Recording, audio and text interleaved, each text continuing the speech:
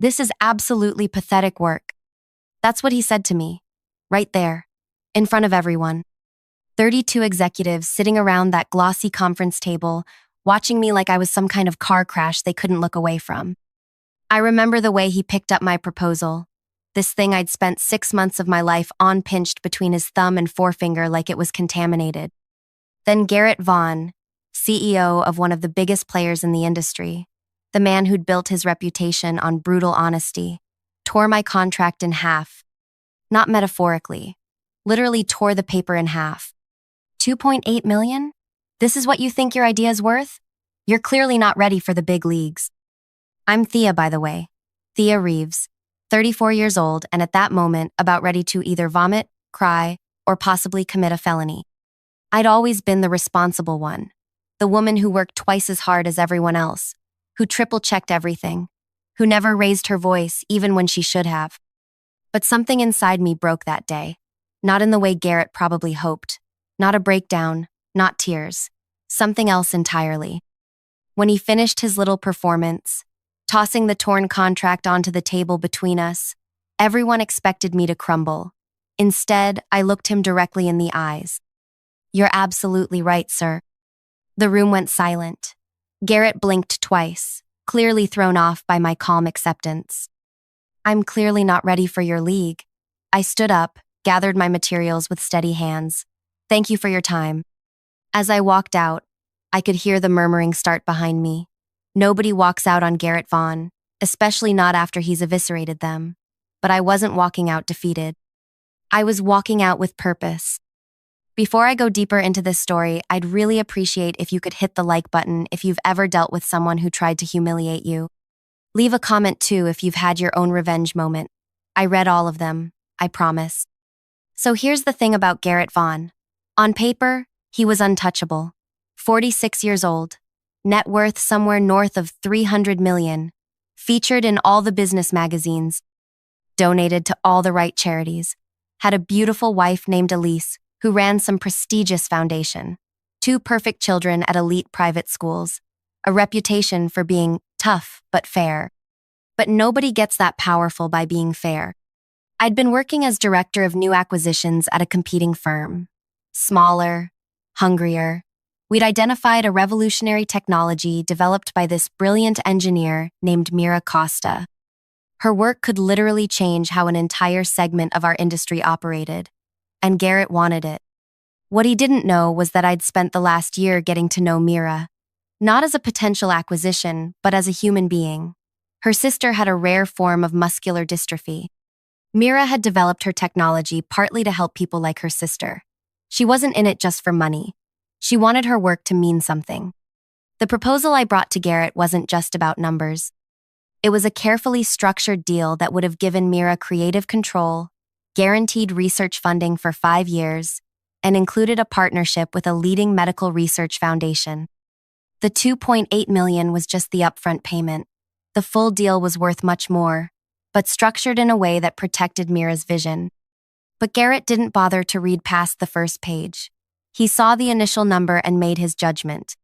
Pathetic, he'd called it.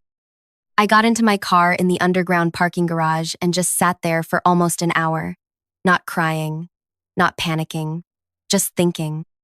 About all the times I'd seen Garrett and men like him destroy people's careers over ego. About all the brilliant women I'd watched leave the industry because they couldn't take one more day of being talked over, passed over, or pushed out. I thought about Lydia, my former colleague who'd attempted suicide after Garrett had publicly ridiculed her marketing strategy, then implemented it himself 6 months later, taking all the credit when it succeeded. I thought about Javier and RD, who'd been forced to sign away his patent rights under duress, then was fired a week later for performance issues. That's when I decided. Garrett Vaughn was going to learn what pathetic truly meant. Now, I need to be clear about something. I didn't want revenge in the Hollywood sense. I didn't want to kill him or ruin his family or anything stupid like that. I wanted justice. I wanted him to feel what it was like to be humiliated, to have everything you've worked for treated like garbage. And most importantly, I wanted to make sure he couldn't do this to anyone else. I went home that night and made a list. Not of crazy revenge scenarios, but of Garrett's vulnerabilities. Every powerful person has them, even if they don't show. First, his reputation. Garrett built his entire identity around being seen as a business genius, a visionary. He needed constant validation about his intelligence. Second, control. He micromanaged everything, couldn't delegate, couldn't stand not being the smartest person in any room. Third, his marriage. There were rumors, always carefully suppressed, about trouble between him and Elise. Nothing specific, but enough to make me think there was something there. Fourth, his company's upcoming IPO. They were 6 months away from going public, and Garrett had been pumping the valuation, making promises to investors that would be nearly impossible to keep. The next morning, I called Mira Costa. I told her exactly what happened in that meeting room.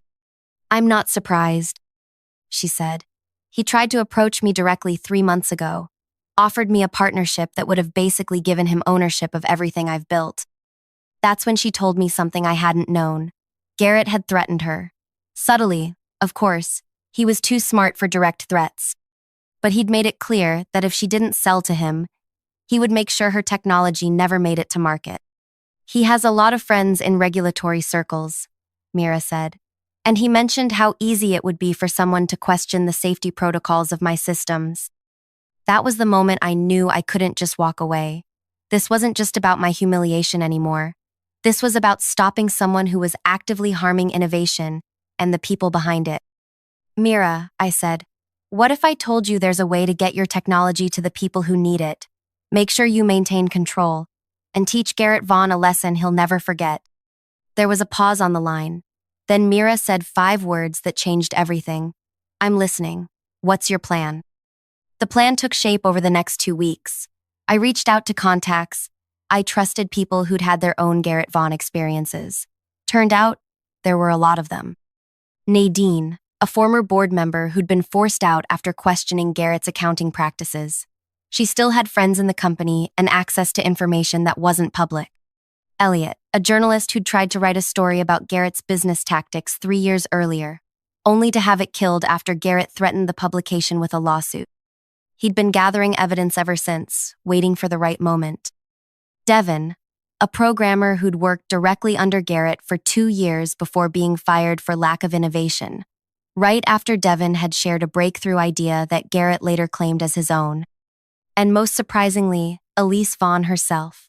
I hadn't planned to involve Garrett's wife, but Nadine suggested it. Apparently, Elise had been looking for a way out of her marriage for years. Garrett had threatened to destroy her if she ever left him, using his influence to make sure her foundation would lose all its funding.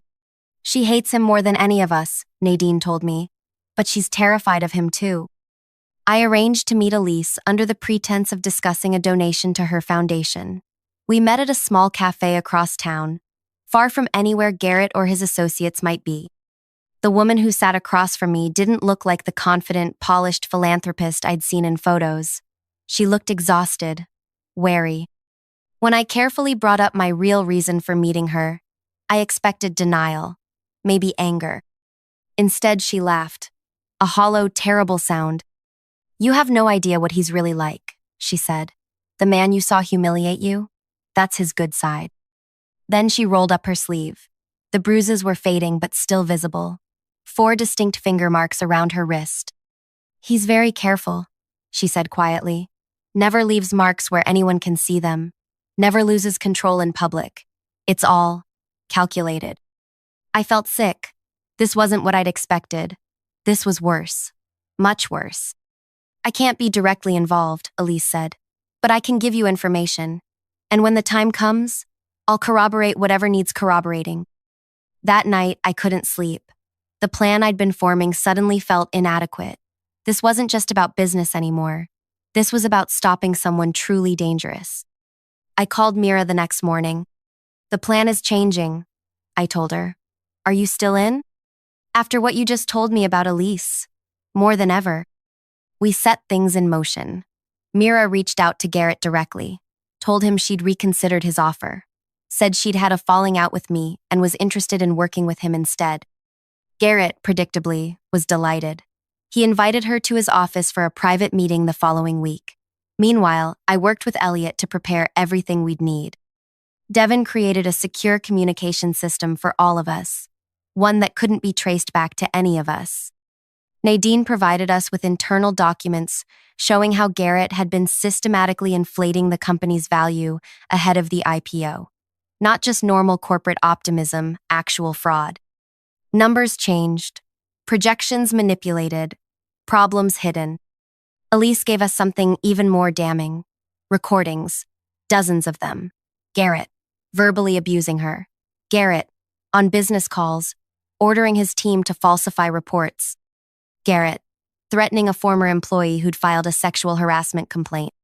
He doesn't know I have these, Elise told me. He thinks I'm too stupid, too scared to protect myself. The day of Mira's meeting with Garrett arrived. She was wired, not with an actual wire that would have been too risky, but with Devin's creation, a recording device disguised as a stylish pen. State of the art, completely undetectable. I sat in a cafe across the street, my heart pounding so hard I thought it might break through my ribs. If Garrett discovered what we were doing, I didn't even want to think about it. 3 hours later, Mira walked into the cafe. Her face was pale, but there was a fire in her eyes I'd never seen before. I got it, she said, sliding the pen across the table. All of it. That night, the 5 of us, me, Mira, Elliot, Nadine, and Devin gathered in a hotel room to listen to the recording. What we heard made my blood run cold.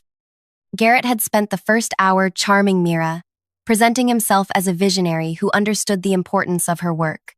Then, once he thought he had her trust, he'd revealed his true intentions.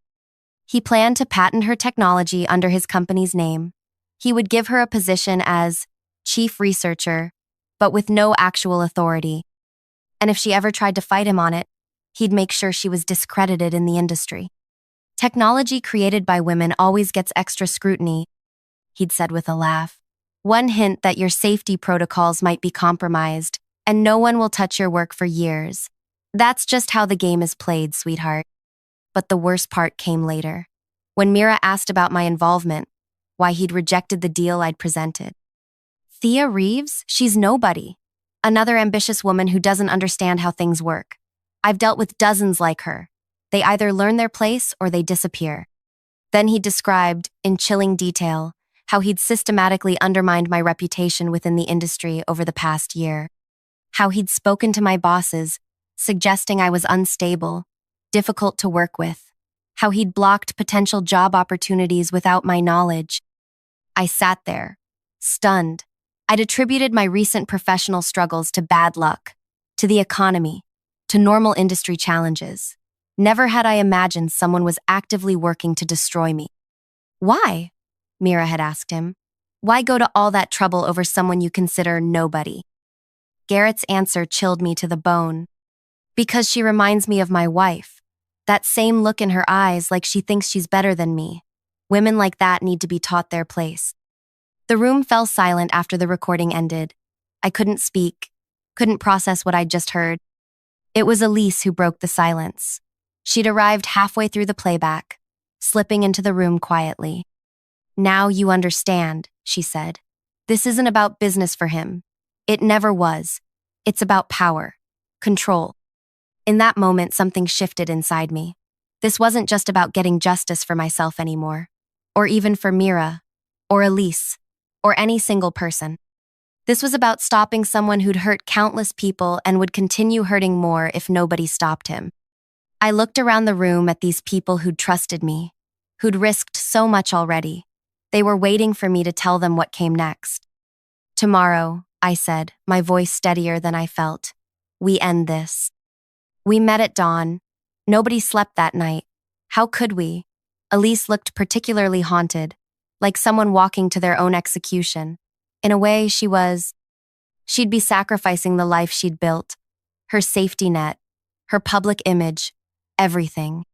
Are you sure? I asked her one last time. Once we do this. I've been a prisoner for 12 years, she said.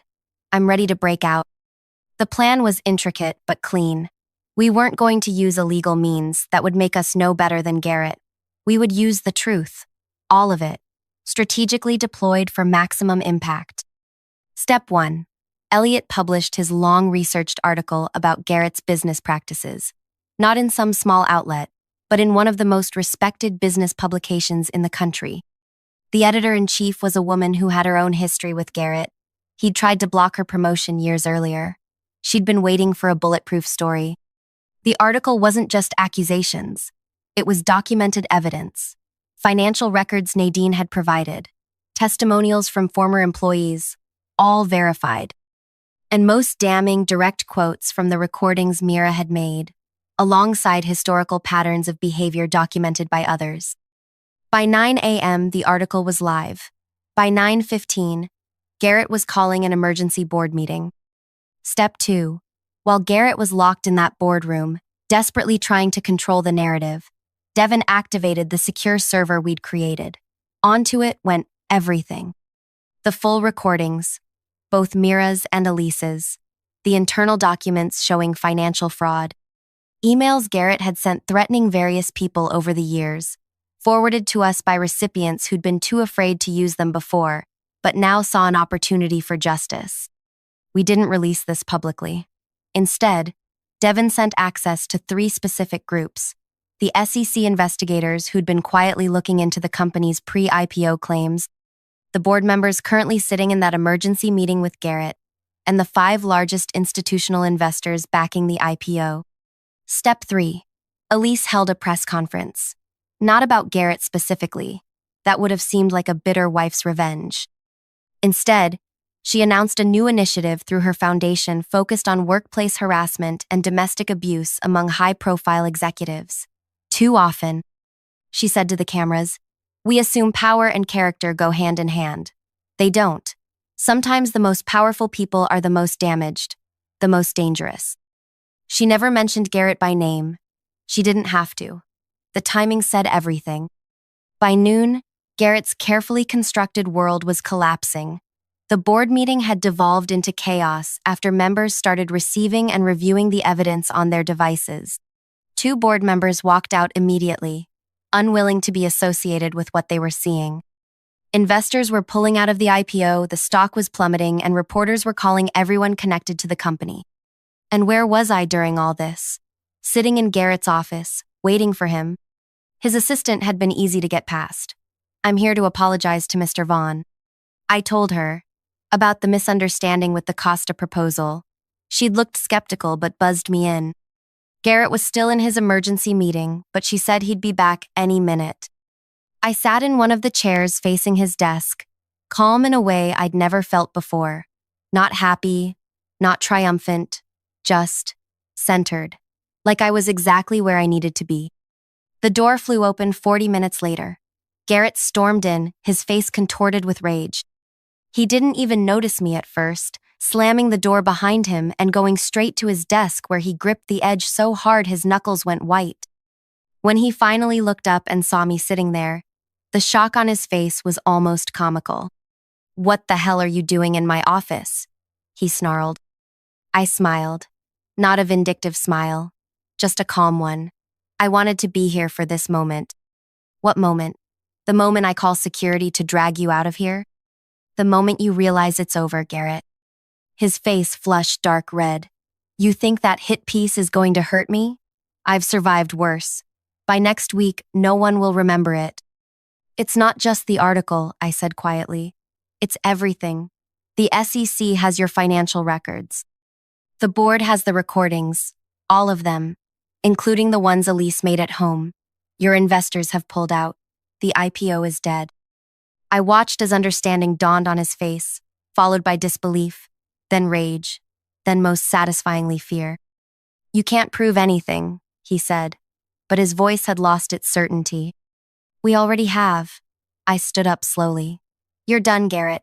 Your board is meeting right now to discuss your removal. The DA's office is reviewing evidence of financial fraud. And Elise has filed for divorce, along with a restraining order detailing 12 years of abuse. He lunged toward me then, around the desk, his hand raised. I didn't flinch, didn't move. That would be a mistake, I said, nodding toward his raised hand. There are cameras in this room. Your cameras. And right now, I guarantee people are watching the feed very carefully. His hand dropped. For a moment, he seemed to shrink before my eyes, no longer the towering figure who had torn my contract, but just a man, a small, angry man whose power was evaporating by the second. Why? He finally asked. Because I rejected your pathetic proposal? Because I hurt your feelings? This is what women do. They can't handle business, so they make it personal. I almost laughed. Even now, he couldn't see it. This isn't about my feelings, Garrett. It's about justice. For Lydia, who almost died because of you. For Javier, whose innovation you stole. For Elise, who endured your abuse for 12 years. For Mira, whose life's work you tried to steal. And yes, for me too. But mostly, it's for everyone you would have hurt next. I walked to the door, then turned back one last time. You called my work pathetic, but here's the thing about my work. It stands on its own merits. Can you say the same? I walked out without waiting for his answer. I didn't need to hear it.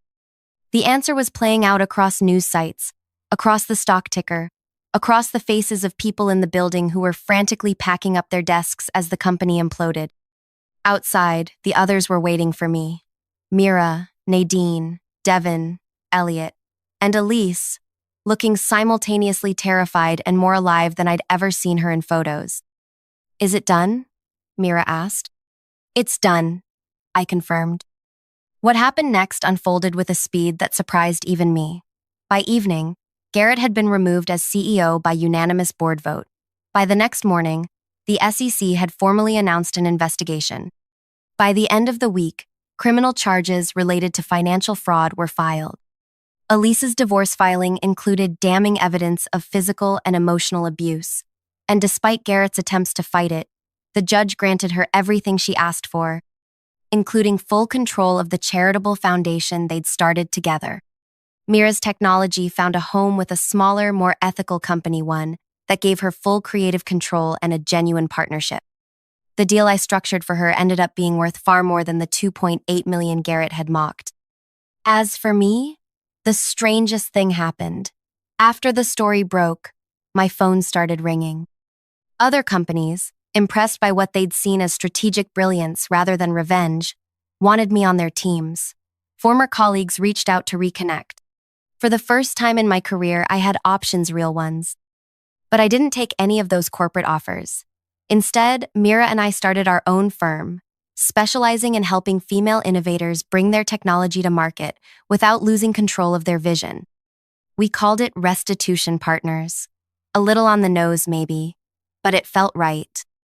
3 months after that day in Garrett's office, I got a letter. No return address, but the expensive stationery told me who it was from before I even opened it. Inside was a single sentence in Garrett's handwriting: I underestimated you. No apology, no admission of wrongdoing, just recognition that he'd misjudged me. Coming from him, it was practically a surrender. I didn't respond. Some people don't deserve the courtesy of a reply. Elise came to work with us 6 months later, bringing her foundation's resources to help support women who'd faced similar situations. Together, we created a network of legal, financial, and emotional support for people targeted by abusive power figures in the business world. And Garrett? Last I heard, he was living in a modest condo in Arizona, working as a consultant for small businesses. Nobody at his level would touch him anymore. His reputation, the thing he valued above all else, was destroyed beyond repair. The company he'd built recovered eventually, under new leadership that prioritized ethics and innovation equally.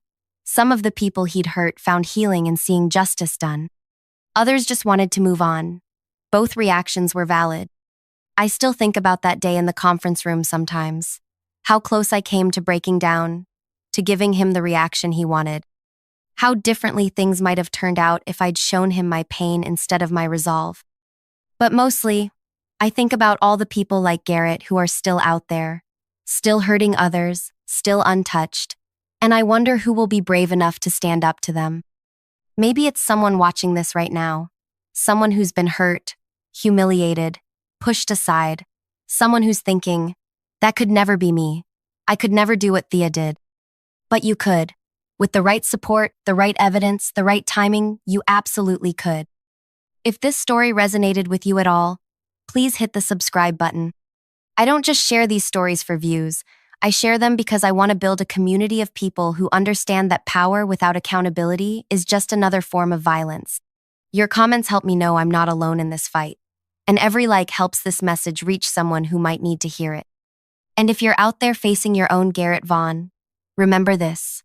Their power depends on your silence. Their control depends on your fear. The moment you decide enough, really decide it, deep in your soul, that's when everything can change. It won't be easy, it won't be quick, but trust me when I say, justice, real justice, is worth every step of the journey.